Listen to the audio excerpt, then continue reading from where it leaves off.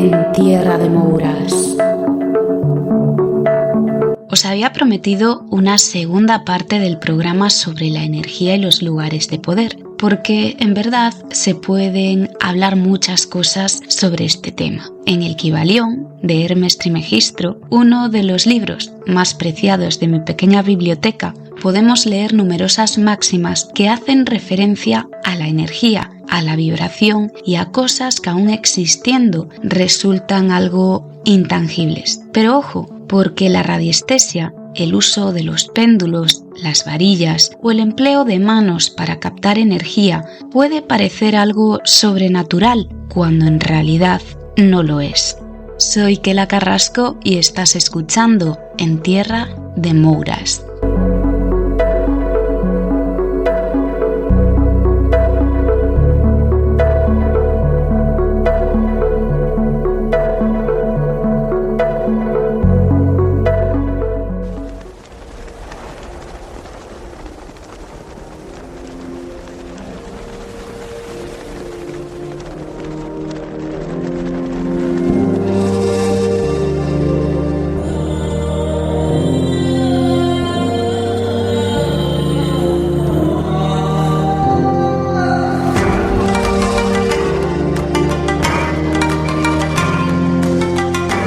Estamos de acuerdo que la radiestesia es una técnica milenaria, pero no solo las varillas o el péndulo son capaces de captar las ondas y energías telúricas. Las aves, por ejemplo, también lo hacen. Por eso, palomas mensajeras, cigüeñas o patos siguen año tras año rutas invisibles y telúricas. También es algo que dominan los elefantes en el desierto, zahoríes gigantes que gracias a su instinto son capaces de encontrar lugares donde escarban y encuentran agua subterránea invisible a los ojos de los humanos.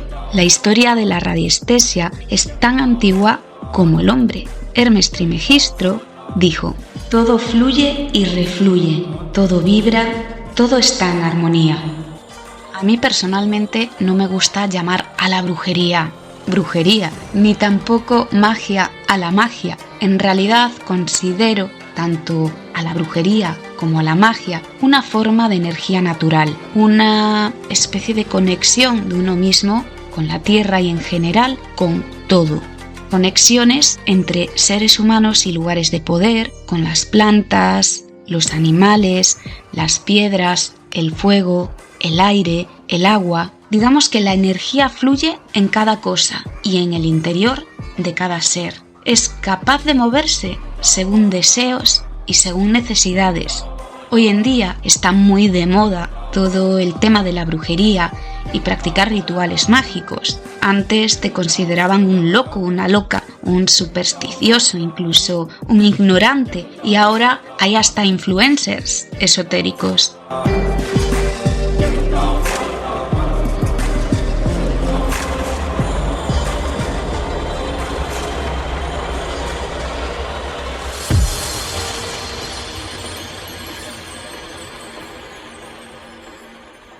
Cualquiera te lee las cartas, cualquiera contacta con el más allá y cualquiera se cree brujo o bruja.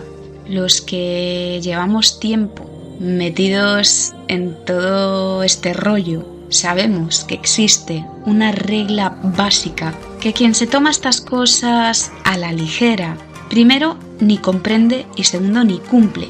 Y es que jamás de los jamases se debe usar la brujería, la magia, la energía para dañar a nadie. Es más, tampoco se debe realizar ningún ritual, aunque sea bueno, para terceras personas, mucho menos si antes no se le ha pedido permiso a esa persona. Aunque sea encender una simple vela, pedir porque a esa persona le vaya bien, nunca jamás se debe hacer, a no ser que previamente le hayamos pedido permiso para ello. ¿Por qué? Porque sería una forma de manipulación para que alguien, ya sean padres, hijos, familia, amigos, enemigos, parejas, acepten nuestra voluntad. Este tipo de rituales no solo no van a funcionar, sino que además podemos perjudicar más a la persona y sobre todo a nosotros mismos, perdiéndonos poco a poco en una oscuridad que puede desencadenar, por ejemplo, pues en una especie de depresión, porque las cosas no suceden como nosotros queremos. Y es que nadie puede obligar a otra persona a enamorarse, a cambiar, a aceptar nuestra voluntad, nuestro interés. Es egoísta, pero sobre todo lo que es inaceptable es desearle el mal a alguien, a una tercera persona. Es brujería nociva, brujería mala y oscura, que tarde o temprano pasa factura y acaba repercutiendo en la persona que realiza ese ritual. Y esto pasa. Nosotros, como seres individuales, podemos utilizar esa energía, esa magia ritual, pero para pedir por nosotros, sin incluir en nuestras peticiones a nadie. Insisto, a no ser que esa persona en concreto nos haya pedido que la ayudemos o le hayamos pedido permiso previamente. Soy un poco pesada con esto, pero para mí es importante.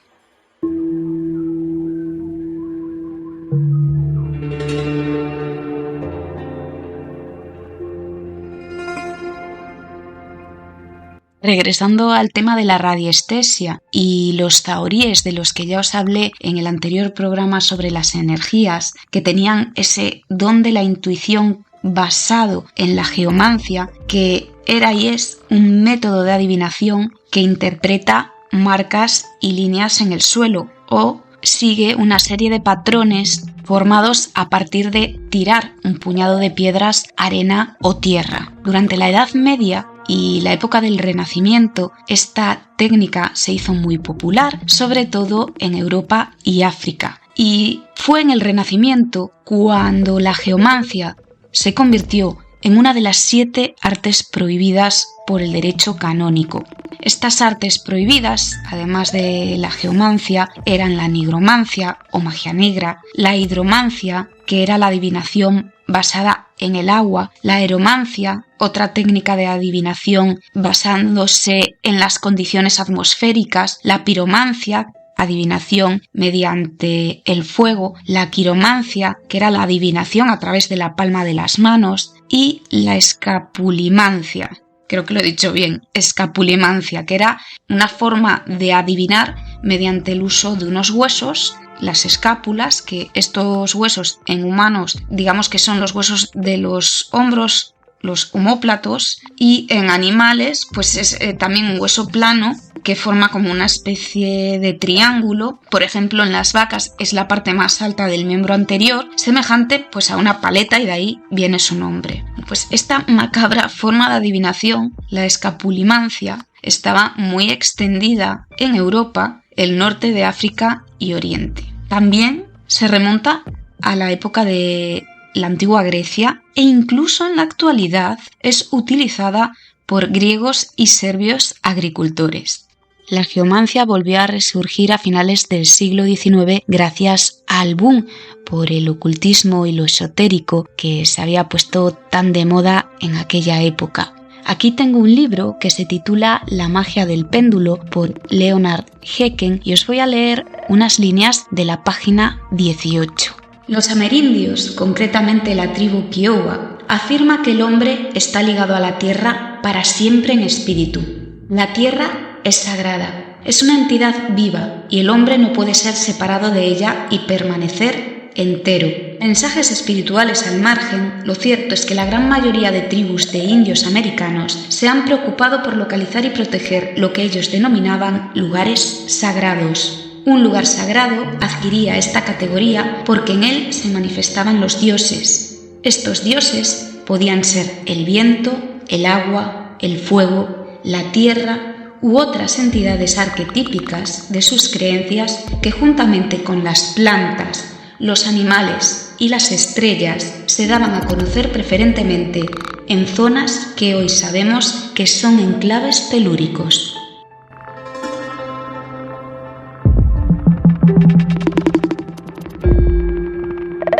En tierra de Mouras.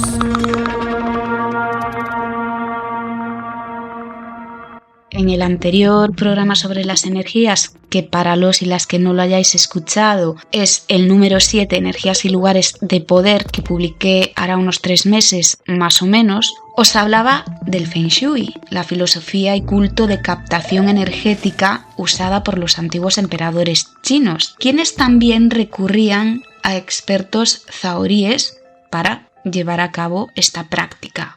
Probablemente, en un origen, los humanos fueran capaces de captar la energía que emanaba de la Tierra, de Gaia, aunque lo más seguro es que no entendiesen el porqué de aquello. De ahí que marcaran ciertos lugares como zonas de poder, construyendo dólmenes, altares, templos, marcándolos de alguna manera, como es el caso de las pirámides de Egipto, el Machu Picchu en Perú o Stonehenge en Reino Unido. En España también tenemos nuestros propios lugares mágicos. En la página mundoesotérico.es se citan algunos de ellos, obviamente no todos, porque hay muchísimos, como por ejemplo el monasterio de San Lorenzo del Escorial, la Cueva de la Luna o los jardines de Aranjuez en Madrid, los dólmenes de Antequera, el pueblo de Tella, la Catedral de Santiago de Compostela o el monasterio de Silos en mi tierra y la Cueva de Altamira en Cantabria. Como acabo de decir, obviamente que hay muchísimos más lugares cargados de energía, cargados de poder. Solo Galicia ya está llena de ellos. Está, por ejemplo, el dolmen de Axeitos, el petroglifo de Mogor, San Andrés de Teixido, el Monte Pindo, el Castro de Santa Tegra, el Castro de Baroña. En el anterior programa sobre las energías, recuerdo que también os hablaba de las líneas de Hartmann y las líneas Curry, las casas enfermas, de cómo según estén construidas u orientadas o si bajo sus cimientos pasan aguas subterráneas que puedan afectar a su habitabilidad para los seres humanos.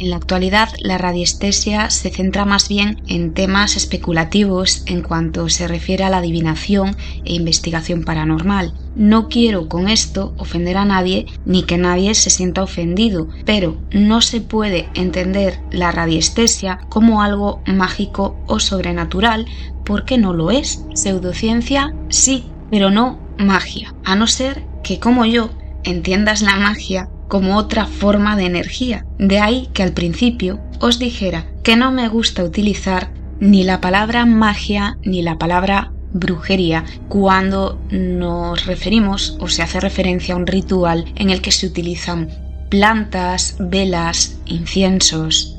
Todo esto yo no sé si me estoy explicando bien y estáis entendiendo lo que quiero transmitir, que espero que sí.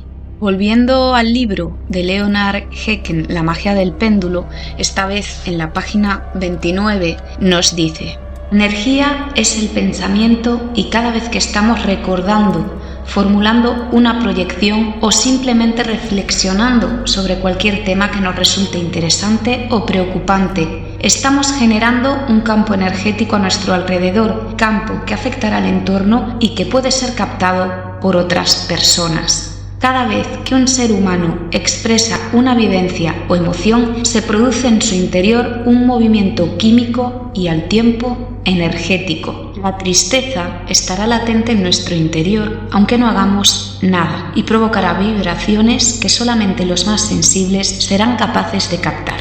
Nuevamente estamos hablando de energía.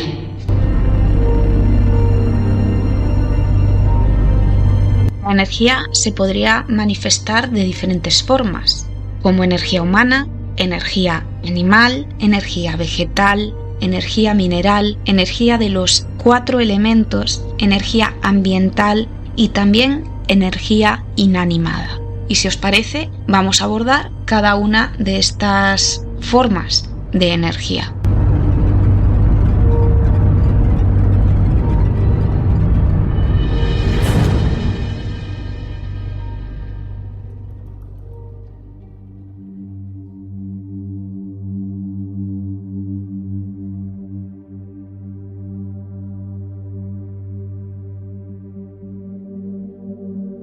la energía humana, que sería la generada por cualquiera de los campos de acción de un ser humano. Un pensamiento que sea de forma consciente o no. Un recuerdo, una proyección, palabras o frases pronunciadas en voz alta. Las derivadas de acciones de esa persona, si son acciones impulsivas o premeditadas. También debemos diferenciar entre la manifestación de esa energía humana, la que emite esa energía, y la persona que recibe esa energía. Porque nosotros mismos podemos captar nuestra energía y también la energía que genera otra persona. Yo, por ejemplo, soy una persona que me afecta muchísimo el estado de ánimo de quienes tengo a mi alrededor. Y cuando alguien no lo está pasando bien, está pasando por un periodo de estrés, de depresión, yo lo paso mal porque noto esa carga negativa, toda esa negatividad, toda esa energía mala emana de esa persona, aunque esa persona a lo mejor pues no te cuenta el problema que tiene, ni siquiera tú sabes que lo esté pasando mal porque no te ha dicho nada, pero lo notas esa emanación, esa carga la notas, ¿no? Y es muy difícil de explicar porque mucha gente piensa, bueno, está como una regadera, pero de verdad os digo que siempre noto más o menos lo que le puede pasar a la persona que tengo al lado.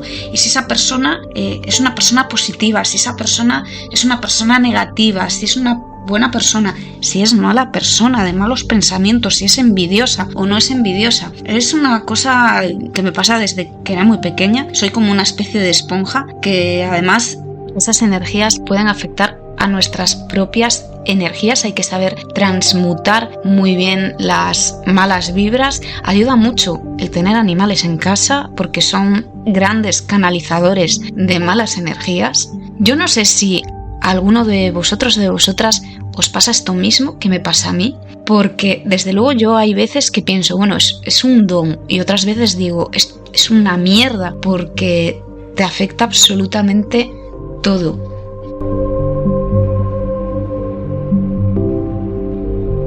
Y además en ocasiones hace que no te abras porque espiritualmente pues no estás cómodo o cómoda con esa compañía que te rodea. En mi caso, por ejemplo, cuando me afecta una mala energía, es que no sé disimular, no sé mentir, no se me nota en la cara.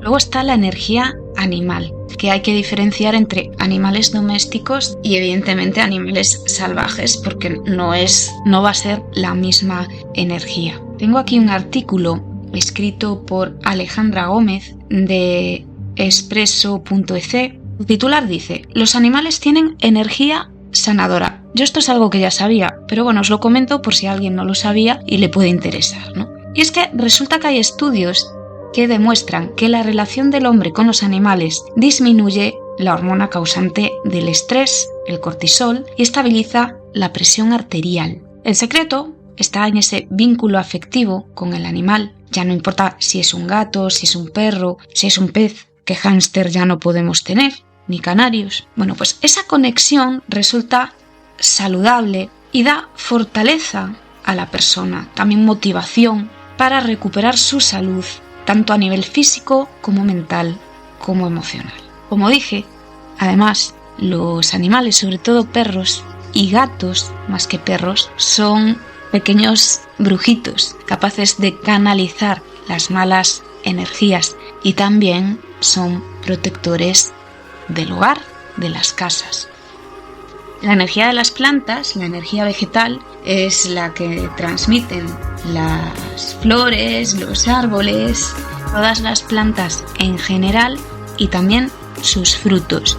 Dentro de esta forma o manifestación de energía, los árboles son los que cobran vital importancia, ya que existen diversas pruebas que muestran que no producen el mismo campo vibracional los árboles de un bosque que los árboles que puedas plantar tú en un jardín casero. Por lo tanto, no es lo mismo un árbol milenario que nos podamos encontrar en las fragas del Eume o unas flores silvestres que un jardín que creemos nosotros en nuestra propia casa. Pero aún así, también, pues bueno, es energía. Lo que pasa que no es una energía, digamos, tan poderosa, porque es una cosa creada por el hombre, ¿no?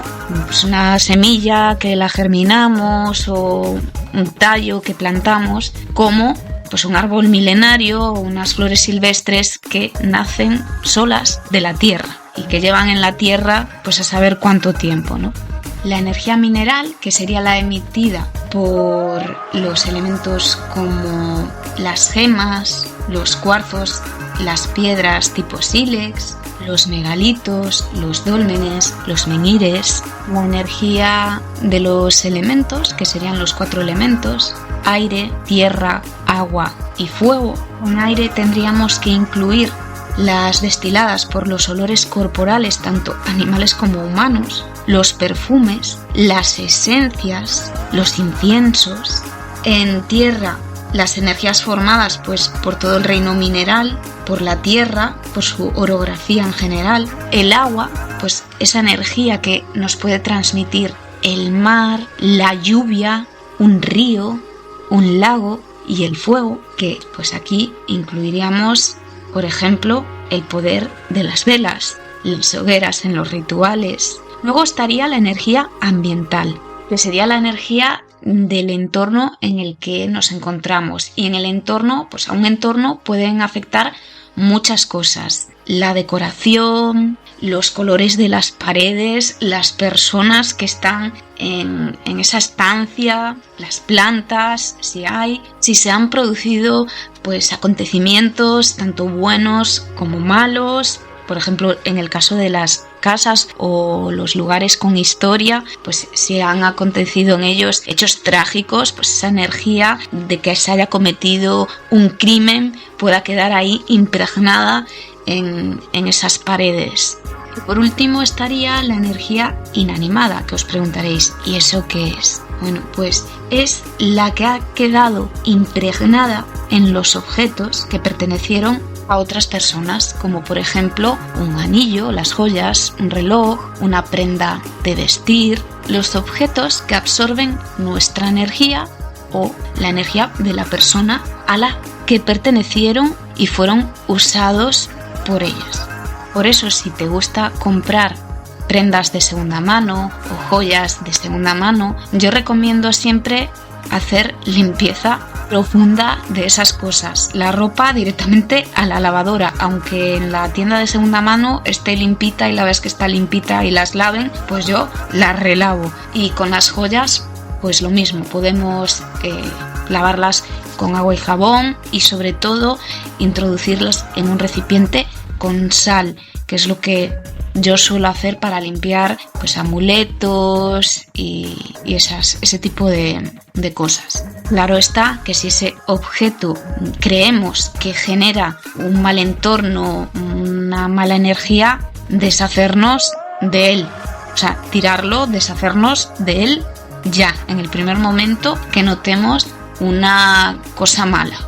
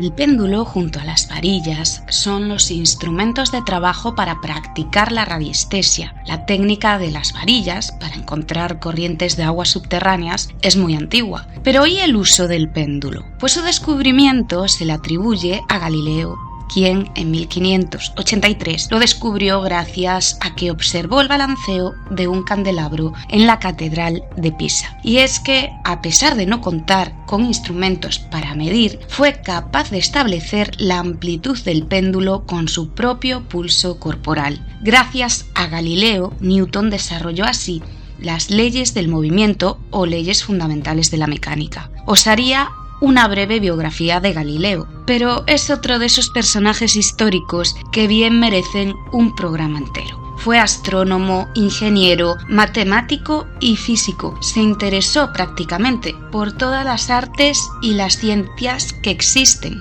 Vivió entre la segunda mitad del siglo XVI y la primera del siglo XVII. Estuvo perseguido por el Santo Oficio, que lo sometió a diferentes juicios y de hecho fue encarcelado, falleciendo en su propia celda por muerte natural. Entre sus logros destacan la mejora del telescopio, gran variedad de observaciones astronómicas, el apoyo a la revolución de Copérnico y la primera ley del movimiento.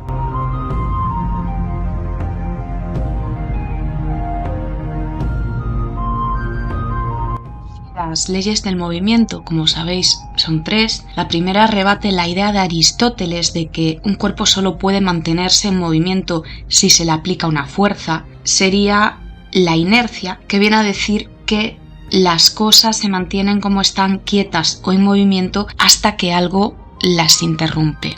La segunda, dinámica o principio de masa, viene a decir entre que más pesado sea el objeto, más fuerza necesita para moverse. Y la tercera, que es la de acción-reacción, esto es, si empujas algo, la fuerza se te devuelve y por lo tanto te mueves.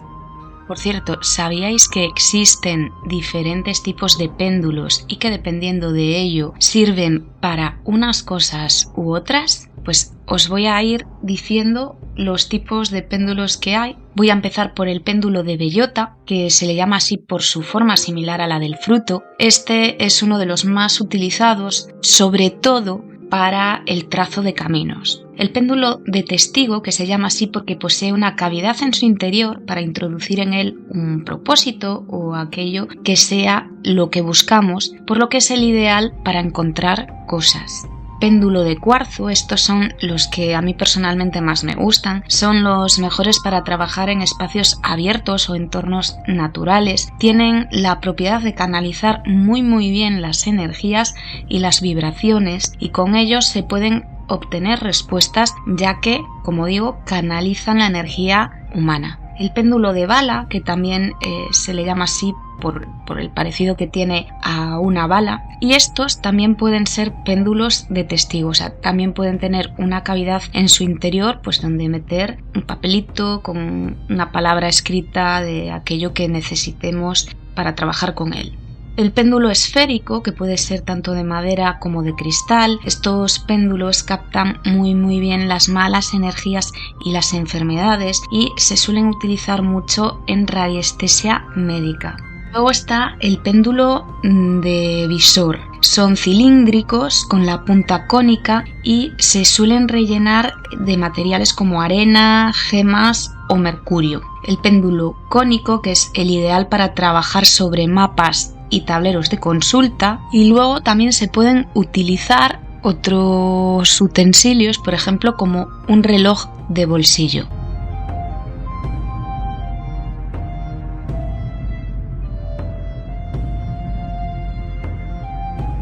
Haciendo referencia a la energía de los elementos, pensé que os podría parecer interesante que ahondase un poco más en un par de cosillas, como por ejemplo en el poder del aire o el poder del fuego, en los aromas y el uso de las velas e inciensos. Prácticamente desde que el hombre es hombre, sus orígenes han estado vinculados al fuego, como en los rituales de los chamanes que danzaban y danzan alrededor de la hoguera, observan las llamas, obtienen visiones y respuestas, o los antiguos druidas celtas, que también observaban el crepitar de las llamas en las hogueras, luminarias que encendían en las festividades, batallas o reuniones que hacían. El fuego está presente en la mayoría de los rituales donde una vela o velón se transforma al quemarse y a su vez transforma nuestro ambiente, y a mayores el quemar incienso nos ofrece también esos aromas tan penetrantes. La forma de las llamas, el humo, la forma de la cera al caer o el color nos da paso a la interpretación mística. Según Mitchell Gemón, en su libro Lo que dicen las velas al arder, el oráculo de las velas, estas no solo sirven para la realización de rituales, sino que también se puede practicar con ellas la técnica de la adivinación. Con una vela podemos interpretar, como dije, la forma de la llama, el color de la llama, el tamaño de la llama, la forma que adquiere la cera al gotear las lágrimas de cera que van cayendo de la vela o velón, las gotas de cera al caer, al derramarlas sobre una superficie plana, e incluso fijando nuestra mirada en el propio fuego, en la propia llama, para que se nos vengan visiones a la mente cual chamanes ancestrales. Mitchell Gemón explica en su libro una forma de práctica adivinatoria de visión. Y en su libro relata una serie de pasos que deben de seguir aquellos que quieran realizar este tipo de ejercicio. Concretamente son 9. Otra curiosidad de las que habla es que cada signo del zodiaco, al parecer, tiene su propio color de vela. Y así, por ejemplo, la vela de Aries sería la dorada, la azul claro la de Tauro, la vela amarilla la de Géminis, las velas blancas para Cáncer, una vela naranja para Leo, una vela rosa para Virgo, Libra la vela azul oscuro, para Escorpión la vela roja, para Sagitario la vela lila, Capricornio una vela marrón, Acuario vela verde y para Piscis una vela gris. Por otro lado, cada vela tiene su propio significado, o sea, cada color de vela, quiero decir. Por ejemplo, las velas verdes son las relacionadas con la salud, la recuperación energética y el trabajo. Las velas amarillas se las relaciona con el dinero, también con el trabajo. Las velas marrones son las que se relacionan también con el tema profesional y los estudios. Las velas rojas son las que se utilizan para recuperar la energía vital, son las relacionadas con los rituales amorosos y de atracción sexual. Las velas rosas para la pareja, para el amor, para las relaciones sentimentales, para la familia. Las velas lilas para todo el tema espiritual, para abrir caminos, para potenciar nuestro ser interior. Las velas azules se las relaciona con el tema de la mente, los estudios, la creatividad. Son ideales para combatir el estrés, la apatía, la depresión. Las velas naranjas atraen las energías positivas, nos aportan creatividad y motivación, también nos ayudan a tener claridad de pensamiento.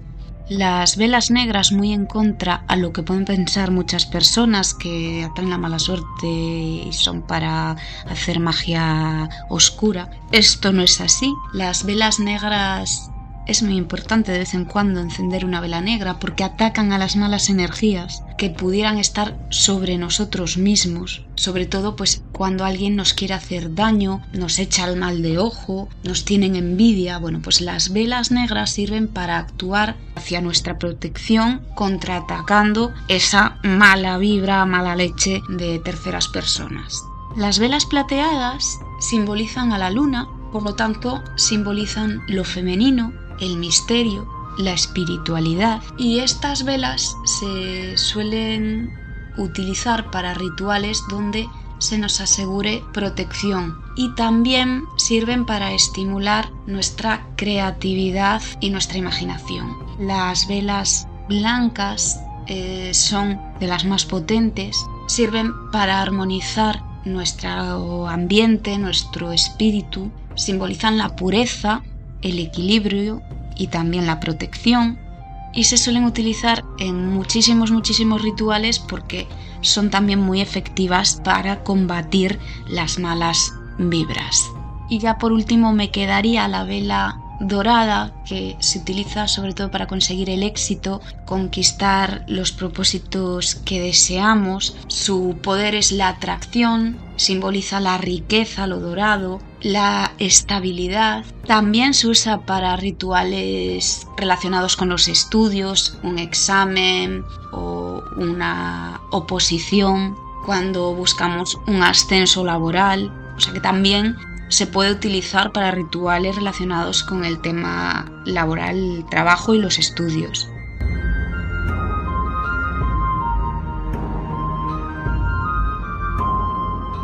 En tierra de Mouras.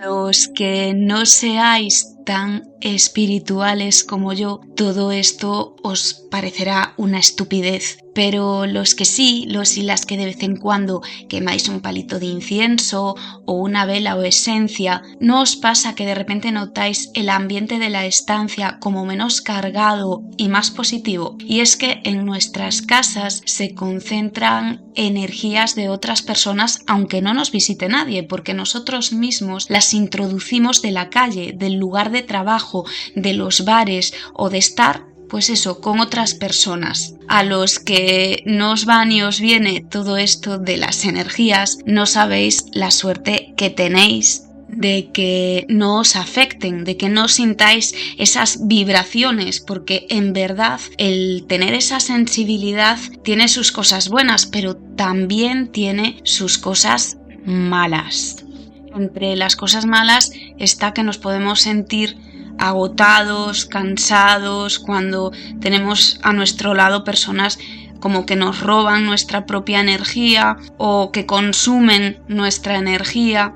Yo personalmente pienso que tiene más cosas malas que buenas, porque también a veces es muy difícil disimular cuando uno no está cómodo en un ambiente. Entonces, cuando notas malas vibras con las personas que tienes a tu alrededor, es muy difícil disimular, o sea, tienes que ser prácticamente falso para disimular eso. Yo personalmente, en mi caso, es muy difícil disimularlo porque no sé mentir, se me nota en la cara cuando no estoy cómoda en un lugar. Y claro, tú tampoco puedes decir es que noto mala vibra, porque entonces ya te van a tachar cuanto menos de esta no está bien de la cabeza, pero es que en verdad noto mala vibra, porque cuando hay buena vibra las conversaciones fluyen y uno está cómodo y no se siente mal en ese entorno. Entonces, bueno, es un poco complicado todo el tema de notar las vibraciones, de notar las energías. Volviendo a lo de las velas, lo mismo que cada vela tiene sus propiedades según su color, cada incienso tiene sus cualidades. Por lo tanto, cada hierba posee unas características y no valen todas para lo mismo. Por ejemplo, la lavanda purifica, el romero es la hierba ideal para atraer el amor, el sándalo eleva nuestro espíritu y la aquilea aumenta la conciencia psíquica. Un incienso lo puede fabricar uno mismo o un incienso se puede comprar en tiendas especializadas, aunque hoy en día los podemos adquirir en cualquier bazar o tienda de decoración para el hogar. Fabricarlos no es nada fácil y es conveniente disponer de un sitio adecuado para ello, para trabajar con esos ingredientes, porque algunos ingredientes son peligrosos, y además de tener todos los materiales, también es necesario tener los utensilios para prepararlos y trabajar con esos ingredientes. Yo por eso personalmente prefiero comprarlos y no hacerlos. Y esos inciensos que compremos, si vienen de la India, pues mucho mejor que si son fabricados en otro lado. Yo a mí personalmente me gustan más los inciensos que vienen importados de la India. Scott Cunningham, en el libro completo de inciensos, aceites e infusiones, recetas mágicas, hace un listado de todos los utensilios, los instrumentos necesarios para fabricar inciensos. Y os los voy a citar uno por uno. Un mortero y una maja o mano de almírez. Una vasija de barro para mezclar. Una cucharita para el incienso. Un incensario para quemar el incienso. Varios cuentagotas para mezclar los aceites que se vayan a utilizar. Una cacerola que no sea metálica para hacer las pócimas. Varios embudos pequeños. Carbón de leña autoinflamable. Una estopilla para colocar las pócimas y las tinturas, un tejido de algodón y de lana de colores para hacer saquitos, velas y candelabros y una gran cantidad de tarros para almacenar ahí los productos elaborados a base de hierbas, ya sean inciensos, esencias o aceites. El libro completo de los inciensos, aceites e infusiones, recetario mágico de Scott Cunningham, tiene un par de párrafos muy interesantes que os los voy a leer también. En su página 51 nos dice: tenga presente que muchas plantas, si no todas, huelen de forma diferente al ser quemadas. Los aromas dulces se vuelven acres rápidamente. Recuerde que por muy sorprendente que parezca, el olor no es un factor que deba tener en cuenta en los inciensos mágicos, excepto en sentido muy general. Los aromas dulces suelen utilizarse para objetivos mágicos positivos, en tanto que los olores fétidos se usan en los ritos de destierro. Los olores tienen poder, nos permiten introducirnos en la conciencia ritual. Gracias a ellos podemos conseguir poder, infundir en él las energías adecuadas y dirigirlo hacia nuestro objetivo mágico. En el libro, Cunningham también establece dos tipos de inciensos, los combustibles y los incombustibles, y nos explica cómo fabricar ambos. También cómo fabricar nuestras propias esencias, nuestros propios aceites y nuestras propias infusiones.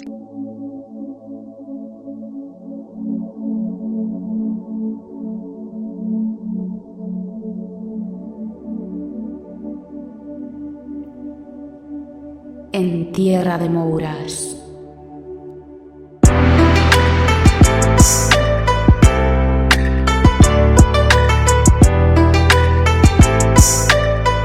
En el anterior programa sobre las energías os hablé de los chakras de la Tierra, como los chakras en las personas, cada uno de nuestros núcleos energéticos que está representado por un color y ubicado en una parte del cuerpo. Son 7. Si os interesa este tema, os recomiendo un libro de Sebastián Ross de la editorial Lea que se titula Chakras, los secretos de la energía. Aquí os habla de cada uno de los 7 chakras del cuerpo humano. Recomienda posturas de yoga para alinear los chakras, que sabéis que de vez en cuando pues se desalinean, se vuelven locos. Y bueno, yo os recomiendo esta lectura porque si os interesa todo el tema del Reiki, el yoga, la meditación, la verdad que es muy interesante de leer y lo explica todo muy bien. Obviamente yo no os voy a hablar de cada uno de los chakras porque entonces ya os aburriría mogollón y no quiero. Creo que ya me he enrollado bastante con este tema de las energías. Os lanzo esa pregunta que creo que os lanzaba ya en el otro programa, y es: ¿vosotros sentís las energías cuando visitáis un templo, algún enclave natural, petroglifos, esas energías de la tierra, energías telúricas? ¿Creéis en la impregnación cuando sucede un hecho dramático, un hecho trágico en algún lugar? Esa impregnación que queda, ¿pensáis que es cosa del más allá o verdaderamente pues es eso, esa energía que se queda ahí y de alguna manera vibra y la notamos? Pues todo eso podéis dejarlo escrito en los comentarios de iVoox, hacérmelo llegar a través de Twitter en @tierrademouras. Os recuerdo que también me podéis seguir en mi canal de YouTube, Kela Misterios e Historias Blog con V, o en la cuenta de Instagram del podcast en /Tierra de Mouras /podcast. En mi Instagram, Kelly /Carrasco /80, y ahora también en TikTok, @Kelly /Carrasco 1980.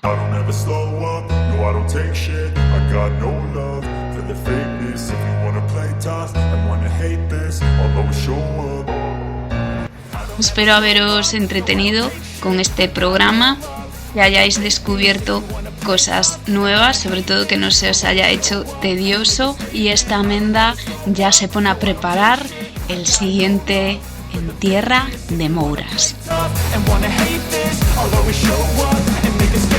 Everything I do so instinctive and so passionate. Every word I move so descriptive like an adjective. I got a vendetta against people who patented being negative when you should be getting after it. I got facts over tracks, this and that. Spitting slow, spitting fast. I could roast, I could gas. Think I'm okay at last, but I don't know if that can erase all the past. And the pettiness, a reflection of the emptiness. Hilarious, you think you're worth my time, you're delirious. Mysterious, because you hide behind a fake exterior. Inferior, you know I'll always be a bit superior. Get off of me, this ain't no humble brag. I want you to hear words, you can say them back. I want you to feel free from the chains at last, and to believe in what you got, it was built to last, yeah. Now that I've been put through hell, I never got anyone's help. I had to do it all myself. I don't ever slow up, no I don't take shit. I got no love for the fakeness. If you wanna play tough and wanna hate this, I'll always show up and make a statement. I don't ever slow up, no I don't take shit. I got no love for the fakeness. If you wanna play tough and wanna hate this, I'll always show up and make a statement. Gonna learn the consequence of being incompetent. Mental health is confidence, dreams and some honestness. I'm not here to save the day, that's for you to take away. I could play a million mind games, but instead I say something not illogical, something that is topical. Rub it on and watch it go, make yourself unstoppable. Dreams are irresponsible, but they're always possible. If you just believe, you could be so remarkable. Thoughts in my head, a collage and they spread. I'll be great one day, going off of my meds. No, I'm not giving up, no, I'm not giving in. I will make it to the top, taking off in the wind. I gotta make it, I'm saving every day to taste it. I'm patient, but my mind, it can hardly take it. I'm chasing a dream that I've had for several ages. A vacant, modern kingdom for the taking. Now that I've been put through hell, I never got anyone's help. I had to do it all myself. I don't ever slow up, no I don't take shit. I got no love for the fakeness. If you wanna play tough and wanna hate this, I'll always show up and make a statement. I don't ever slow up, no I don't take shit. I got no love for the fakeness. If you wanna play tough and wanna hate this, I'll always show up and make a statement. I don't ever slow up, no I don't take shit. I got no love for the fakeness. If you wanna play tough and wanna hate this, I'll always show up